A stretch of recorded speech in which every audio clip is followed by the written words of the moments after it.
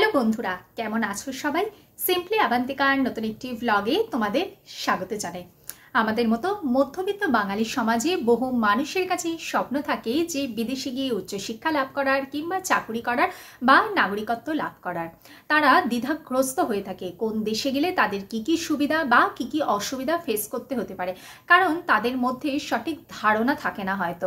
যেমন ধরো আমেরিকার মতো দেশে যেখানে কিন্তু চাকুরি করে কিন্তু প্রচুর টাকা ইনকাম করা যায়, কিন্তু সেখানে কিন্তু নাগরিকত্ব লাভ করতে কিন্তু বহু কাঠখড় পোড়াতে হয়। আবার ধরো দুবাইয়ের মতো দেশে যেখানে চাকুরি করে যে টাকা ইনকাম হয় সেই ইনকামের পরিমাণ হয়তো আমেরিকার থেকে কম হয়, কিন্তু সেখানে নাগরিকত্ব লাভ করা কিন্তু অনেকটাই সহজ হয়ে থাকে। তাই দুটো দেশেরই একটি তুলনামূলক আলোচনা করব, যাতে যারা পরবর্তী ক্ষেত্রে এই সমস্ত দেশগুলোতে পাড়ি দেবার কথা ভাবছে তাদের যাতে একটু সুবিধা হয়ে থাকে। যারা আমার চ্যানেলে নতুন তাদের জন্য বলি, আমার নাম আবান্তিকা, আমি থাকি আমেরিকার হিউস্টন শহরে। তাহলে চলো শুরু করা যাক আজকের একটি তুলনামূলক আলোচনা, আমেরিকা ইউএসএ ভার্সেস ইউএই বা ইউনাইটেড আরব এমিরেটস। ইউএসএ ভার্সেস ইউএই এই সম্পর্কে আলোচনা করতে গেলে আমি কতগুলো প্যারামিটার সম্পর্কে আলোচনা করব, এবং সমস্তটাই আমার ব্যক্তিগত মতামত, এবং এই মতামতটা কিন্তু ব্যক্তি বিশেষে অবশ্যই আলাদা হতে পারে।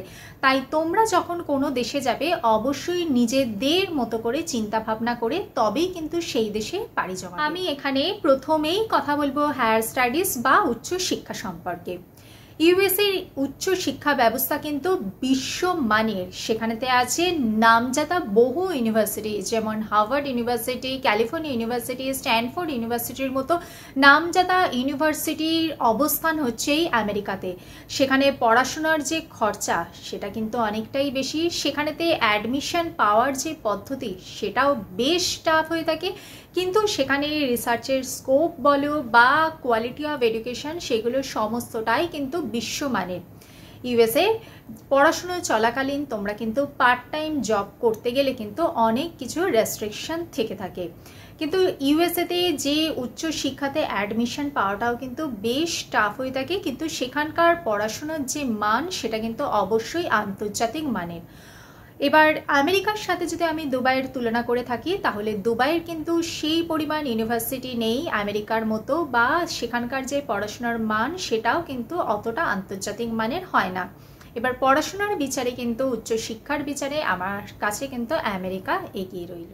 নেক্সট যে পয়েন্টটা নিয়ে বলবো সেটা হচ্ছে ইনকাম ট্যাক্স। দুবাইতে কিন্তু কোনো ট্যাক্স নেই, মানুষের যা ইনকাম হয়ে থাকে সবটাই তার নিজের।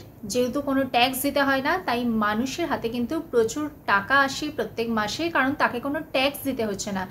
সেই টাকাটা সে কিন্তু বিভিন্ন খাতে ব্যয় করছে, তার স্পেন্ডিং পাওয়ার কিন্তু অনেকটাই বেশি থাকছে। অপরপক্ষে আমেরিকাতে ইনকাম প্রচুর হলেও সেখানে কিন্তু মানুষকে প্রচুর ধরনের ট্যাক্স পে করতে হয়ে থাকে, যেমন ধরো স্টেট ট্যাক্স পে করতে হয়, সোশ্যাল সিকিউরিটি ট্যাক্স পে করতে হয়। তার জন্য কিন্তু মানুষের হাতে ইনকাম প্রচুর হলেও কিন্তু ট্যাক্স দেওয়ার পর কিন্তু ইনকামের পরিমাণটা কিন্তু একটু হলেও কমে যেতে থাকে। আর আসি জব অপরচুনিটির কথায়। ইউএসএর ইকোনমি ওয়ার্ল্ডের লার্জেস্ট ইকোনমি। সেখানে আছে fortune 500 giant company like Oracle, Facebook, Google, অ্যামাজনের হেডকোয়ার্টার্স।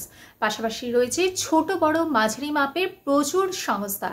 তাই সেখানে কিন্তু জবের রিকোয়ারমেন্ট প্রচুর বেশি, আর এখানেতে স্কিলড লেবারের চাহিদা যেহেতু প্রচুর হয়ে থাকে, তাই এখানে কিন্তু জব অপরচুনিটি কিন্তু দুবাইয়ের তুলনাতে ইউএসএতে অনেকটাই বেশি হয়ে থাকে। এবার আসি ভিসা। আমাদের মতো ভারত বা বাংলাদেশ থেকে কোনো বাঙালি যদি ওয়ার্ক ভিসা বা H1B ভিসাতে ইউএসএতে যায়, তাহলে H1B ভিসাটা হলো সম্পূর্ণ লটারি বেসড ভিসা। এই লটারিতে যতদিন না তার নাম আসছে ততদিন তাকে ওয়েট করতে হয়ে থাকে, এবং এই H1B ভিসা অ্যাপ্রুভ হওয়ার পর সেটি ভ্যালিড থাকে প্রাথমিকভাবে 3 বছর, এবং সেটি পরবর্তীকালে এক্সটেন্ড করা হয় 6 ইয়ার্স পর্যন্ত। এই 6 বছরের মধ্যে সে যদি গ্রিন কার্ডের অ্যাপ্লাই করে থাকে, তাহলে তাকে কিন্তু বহু বছর ওয়েট করতে হয়ে থাকে নাগরিকত্ব লাভ করার জন্য। অপরপক্ষে দুবাইতে কোনো মানুষ যদি ভিজিট ভিসাতেও দুবাইতে যায়, ওখানে গিয়ে সে যদি জবের জন্য অ্যাপ্লাই করে জব পায়, তখন জবের যে অফার লেটার থাকে সেই অফার লেটারের বেসিসে কিন্তু সে সেখানকার নাগরিকত্ব পেয়ে যায়। তাই আমি যদি নাগরিকত্বের দিক থেকে তুলনা করি, তাহলে ইউএসএর থেকে কিন্তু দুবাইয়ের নাগরিকত্ব পাওয়া অনেক অনেক ইজি হয়ে থাকে। তাই নাগরিকত্বের বিচারে কিন্তু আমার কাছে দুবাই এগিয়ে রয়েছে। রাশি হেলথ কেয়ার বা চিকিৎসা ব্যবস্থা, দুই দেশেই কিন্তু চিকিৎসার জন্য ইন্স্যুরেন্স ফ্যাসিলিটি প্রযোজ্য, কিন্তু আমি তাও ইউএসএ ভার্সেস ইউএইর যদি তুলনা করে থাকি তাহলে বলবো ইউএসএ এর মেডিকেল সিস্টেম কিন্তু অনেক বেশি এক্সপেন্সিভ। ইউএসএতে কোনো স্পেশালিস্ট ডক্টর কনসাল্ট করতে হলে কিন্তু বেশ কিছুদিন ওয়েট করতে হয়। অপরপক্ষে ইউএইর দেশগুলোতে ডক্টর কনসাল্ট মানে যদি কোনো স্পেশালিস্ট ডক্টর দেখানোর দরকার হয়ে থাকে তাহলে কিন্তু অনেক সহজেই সেই ডক্টরের সাথে কনসাল্ট করা যায়। এক্ষেত্রে তাই বলবো যে ইউএসএ কিন্তু অনেক বেশি এক্সপেন্সিভ ইউএইর তুলনায়। এরপরে আসি নিরাপত্তার প্রশ্নে। ইউএসএ গান কালচার কিন্তু ভীষণই পপুলার। এখানকার মানুষ সেলফ ডিফেন্সের জন্য নিজেদের কাছে গান রাখে, আর এই গান নিয়ে অনেক সময়তেই মিসইউজও হয়ে থাকে। আমরা অনেক সময়তেই নিউজে শুনতে পারি গান শুটের ঘটনা। সেক্ষেত্রে বলবো ইউএইতে কিন্তু নিরাপত্তার দিক থেকে ইউএই কিন্তু অনেকটা বেশি এগিয়ে। সেখানে কিন্তু এইরকম ঘটনা শুনতে পাওয়া যায় না। ইউএসএতে যেরকম ড্রাগের বিভিন্ন খবর শুনতে পাওয়া যায়, ইউএইতে কিন্তু সেটাও সেরকমভাবে শুনতে পাওয়া যায় না। তাই নিরাপত্তার দিক থেকে আমার কাছে কিন্তু ইউএসএর থেকে ইউএই এগিয়ে রয়েছে। এবারেতে আসি ডিস্টেন্স এবং টাইম ডিফারেন্স।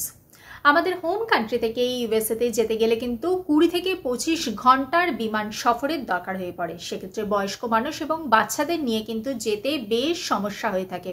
আমরা কোনো এমার্জেন্সিতে আমাদের হোম কান্ট্রি যেতেও কিন্তু অনেকটা প্রবলেম হয়ে থাকে। ডিরেক্ট কোনো ফ্লাইটও অনেক সময়তে অ্যাভেলেবেল থাকে না আমাদের হোম কান্ট্রি থেকে ইউএসএ। এক্ষেত্রে ইউএই কিন্তু অনেকটাই সুবিধাজনক পজিশনে, কারণ সেখানেতে কিন্তু 4 থেকে 5 ঘন্টার ডিরেক্ট ফ্লাইট অ্যাভেলেবেল হয়ে থাকে। আর যদি টাইম ডিফারেন্সের কথা বলি, আমাদের কলকাতাতে যখন রাত ইউএসএতে তখন দিন, কলকাতাতে যখন দিন ইউএসএতে তখন রাত হয়ে থাকে। সেক্ষেত্রে ফোন করার বা কোনো দরকারেতে কোনো কন্ট্যাক্ট করতে কিন্তু অনেক সময়তেই প্রবলেম হয়ে থাকে।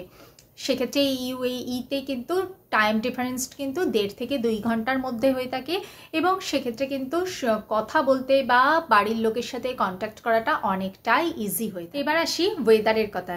ইউএসএ নর্দার্ন পার্টির যে সমস্ত অঞ্চলগুলো রয়েছে, যেরকম ধরো শিকাগো, ক্যালিফোর্নিয়া বা নিউ ইয়র্কের মতো অঞ্চল, সেখানে শীতকালে কিন্তু বেশ ভালো পরিমাণে বরফ পড়ে, আবার গরমকালে টেম্পারেচার বেশ সুন্দর হয়ে থাকে। আর সাউদার্ন পার্টির যে অঞ্চলগুলো রয়েছে, যেরকম ধরো টেক্সাস বা ফ্লোরিডার মতো অঞ্চল, সেই অঞ্চলগুলোর ওয়েদার কিন্তু আমাদের বঙ্গদেশের ওয়েদারের সাথে অনেক মিল পাওয়া যায়। আর ইউএসএর মানুষজন কিন্তু বিভিন্ন ধরনের সাইক্লোন, হ্যারিকেন, টর্নেডো এই সবগুলোর সাথে কিন্তু একটু পরিচিতি থেকেই থাকে। অপরপক্ষে দুবাইয়ের ওয়েদারের কথা যদি বলতে হয় তাহলে বলি দুবাইয়ের শীতকাল কিন্তু ভীষণ আরামদায়ক হয়ে থাকে, আবার গরমকালের টেম্পারেচার কিন্তু ভীষণ গরম হয়ে থাকে। মানে চরম ভাবাপন্ন গরম বলতে যেটা বোঝায়, দুবাইয়ের গরমকালের টেম্পারেচার কিন্তু তাই হয়ে থাকে প্রায়। তাই এই ব্যাপারটা কিন্তু একটু তোমরা মাথায় রাখবে। ইউএসএ এবং ইউএই দুই জায়গাতেই কস্ট অফ লিভিং কিন্তু অনেকটাই বেশি। সেজন্য এখানে হাজব্যান্ড অ্যান্ড ওয়াইফ দুজনকেই কিন্তু কাজ করতে হয়। অফিস থেকে আসার পর ইউএসএর মানুষদের কিন্তু জুতো সেলাই থেকে চণ্ডীপাঠ সমস্ত কাজেই তাদের পারদর্শী থাকতে হয়, কারণ সেখানে কোনো ডোমেস্টিক হেল্পিং হ্যান্ড নেই। অপরপক্ষে ইউএইতে ডোমেস্টিক হেল্পিং হ্যান্ড থাকে, তাই অফিস থেকে বাড়ি আসার পর ইউএইর লোকজন কিন্তু অনেক বেশি রিল্যাক্স করতে পারে। এবারে আসি পাবলিক ট্রান্সপোর্টের কথা।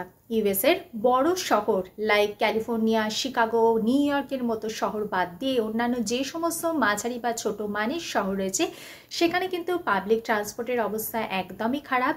সেখানে থাকতে গেলে কিন্তু তোমাকে গাড়ি কিনতেই হবে।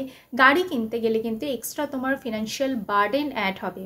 সেক্ষেত্রে কিন্তু ইউএইর বিভিন্ন শহরে কিন্তু পাবলিক ট্রান্সপোর্টের অবস্থা কিন্তু যথেষ্টই ভালো। সেখানেতে বাস, ট্রেন, ট্রামের বিভিন্ন ধরনের ফ্যাসিলিটি সেখানেতে অ্যাভেলেবেল। ইউএসএ না ইউএই সেই ব্যাপারে তুলনা করতে গেলে সর্বশেষে বলি যে ইউএসএ কিন্তু প্রচুর গ্রিনারি দেখতে পাওয়া যায়। এখানে রয়েছে পাহাড়, সমুদ্র, মরুভূমি এবং নদীর এক অপূর্ব প্রাকৃতিক সহাবস্থান। অপরপক্ষে ইউএইতে কিন্তু প্রায় সমস্ত কিছুই আর্টিফিশিয়াল, তবে সেখানে কিন্তু প্রচণ্ড ওয়েল মেনটেন্ড একটা জায়গা।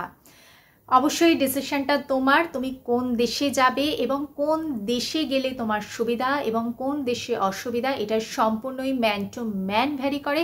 আমি এখানে আমার ব্যক্তিগত মতামত তোমাদের সাথে শেয়ার করেছি। ভিডিওটা ভালো লাগলে লাইক করো, আমার চ্যানেলের নতুন বন্ধু হলে চ্যানেলটিকে সাবস্ক্রাইব করো। দেখা হচ্ছে পরবর্তী ভিডিওতে। Till then, bye by.